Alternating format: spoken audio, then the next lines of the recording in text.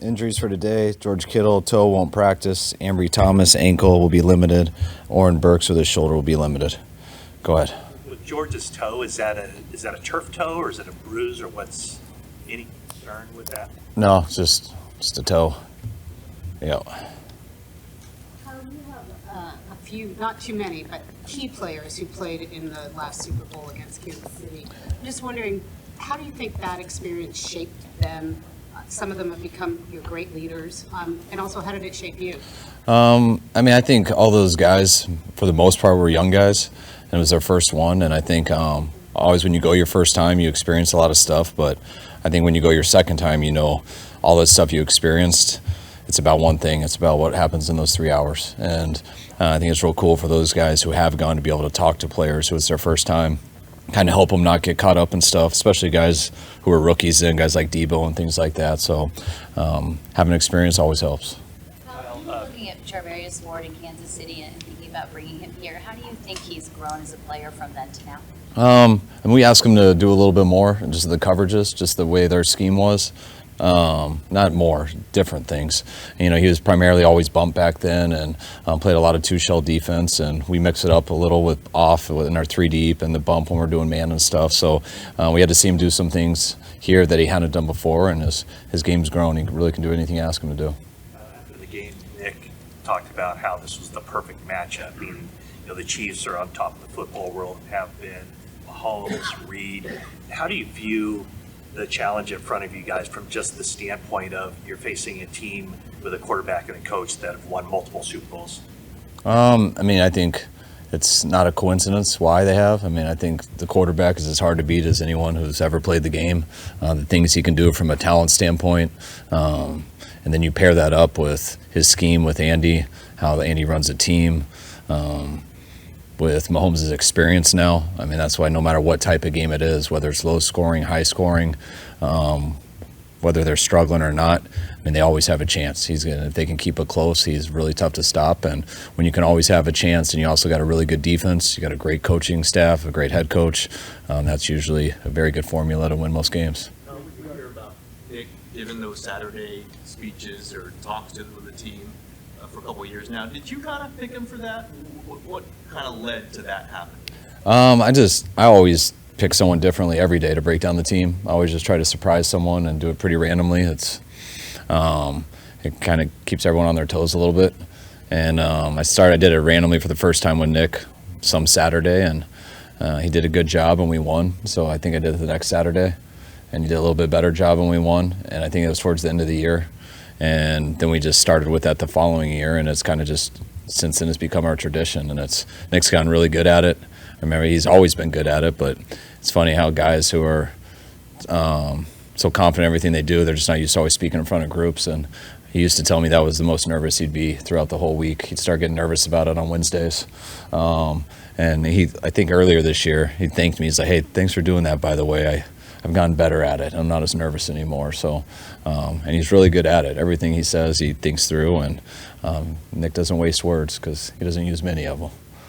When you were considering drafting him, he's obviously not a man of a lot of words. What was his personality like then, and has it evolved over the years? You get to hear all the reports and everything, and all the work that our personnel department does for years, but the only time you really get to know someone is when you get to hang out with them. And we had him in for dinner, and so I got to sit with the dinner with them, and people can trick you all the time and things like that. But what was so cool about Nick was there was no tricking, and just like I think how he talks to you guys, how he always is. Nick is himself. He is very true to what he says. He doesn't just make stuff up. If he doesn't have something to say, he's not going to say it. So he was a guy that was very easy to connect to with the dinner, just because you could tell how he was acting as who he was, and really enjoyed him from the beginning. And he's always been that guy that we met on the first day, and can't say enough good things about Nick.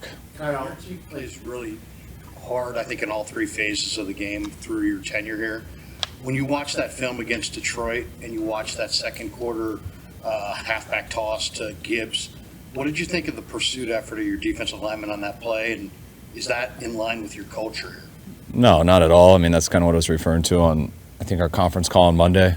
But it's, and I know it looked bad on the clip that you guys have and stuff, but it's, no, it's not our culture. We don't want to have one play like that. I think we had about 2 to 3 in that game, which is too much for us. We don't want to ever have one, but it wasn't just the D-line.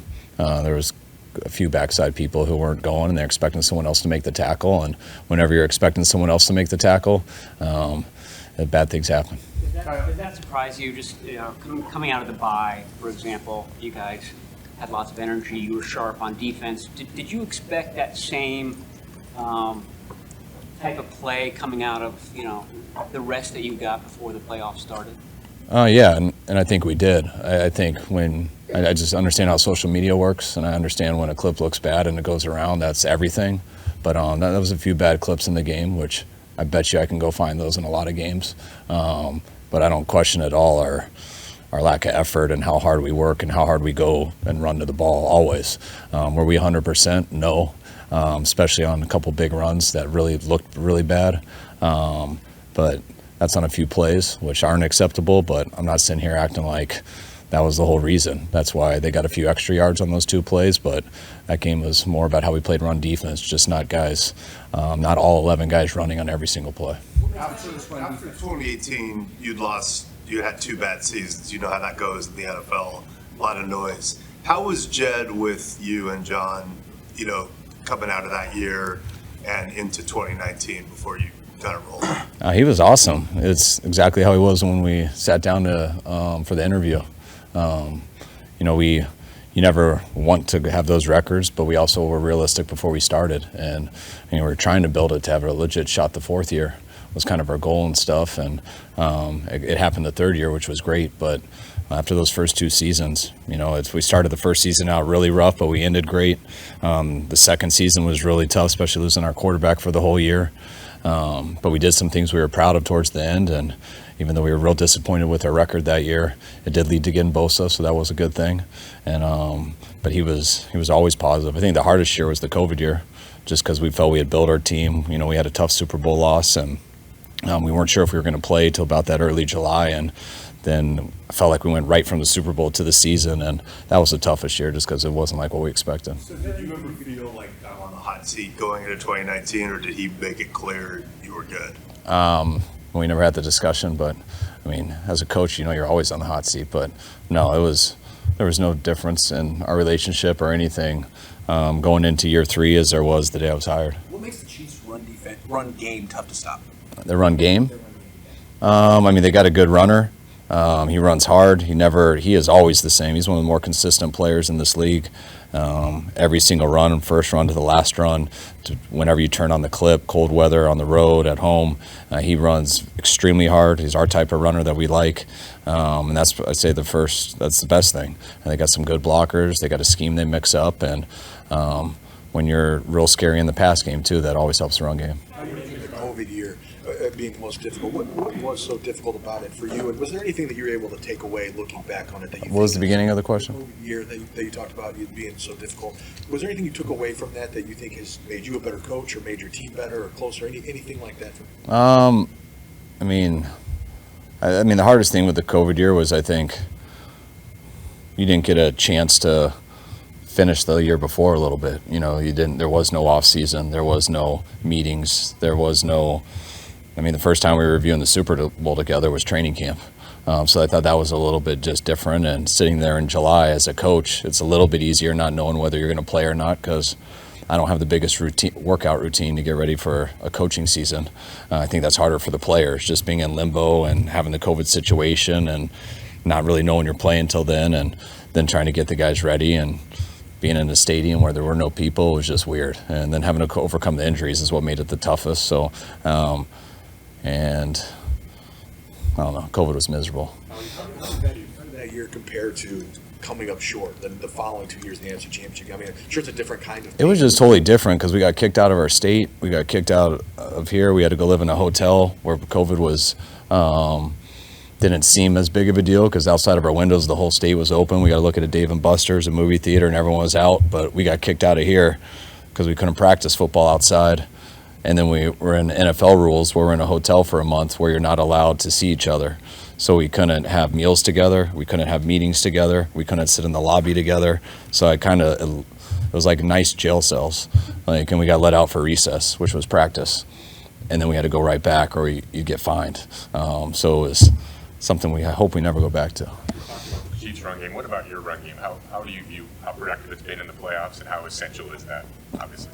I mean, I think it's hard to win consistently in this league if you can't run the ball. I mean, no matter how good of a passing game you have, no matter how good of a defense, it doesn't matter. I mean, you can do it here and there and always pull it off, but the most consistent way to win is to be balanced and to put pressure on everybody. And we love being able to stick with the run game, so you make people force it. I mean, you make people defend it, and then people defend it, everything gets a little bit easier. People can stop your run game without committing to it.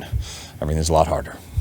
From the last Super Bowl, what did you learn from the last Super Bowl experience in terms of practice, like what you need to get done this week versus what you can accomplish once you're in Vegas? I was real happy with our preparation last time. I had been to a Super Bowl before as a coach, just 4 years before that. I think I went to 6 just as a family member growing up and just always hearing about it and watching it. I've been paying attention to stuff my whole life, so it's, I'm glad that the Super Bowls we're in, that we have a week before we go. I know John Lynch, they had to go like that Monday after they won the NFC Championship in Philly, so I couldn't imagine that, but I've always was told, and we did that way in Atlanta, we've done that here, but you try to get as much in this first week as possible. And when you get out there, we go through it again, but it is different. Our Monday's totally different with the media deal. Our routine's off because you got to do these press conferences every day, so you get about an hour off from all your normal time. So when you usually do red zone and stuff, you're 2 hours behind, a little more tired, and so all that stuff adds up. And if you put stuff off to that week and think it's going to be a normal week, you're going to get to that Thursday or Friday and not quite feel as comfortable. Full game plan installed this week? Yes. Yeah. His first game with your team was against the Chiefs last season. How have you seen him evolve from that game to this point, and your offense evolve from that game to now? He knows the guys' names. He knows the runs that we're calling instead of just guys pointing him to the direction. I mean, that was amazing. We didn't plan on playing him at all. I think he got here on a Friday afternoon. I told John no way, but then when I talked to him on the phone and the way he was talking to me, I was like, we better send this guy a playbook. He might be playing because he's adamant that he can do it. And then when we played him, he was definitely right. So that was a sign of what we had. He was amazing in that game, and he's been the same dude ever since. All right, thanks, guys.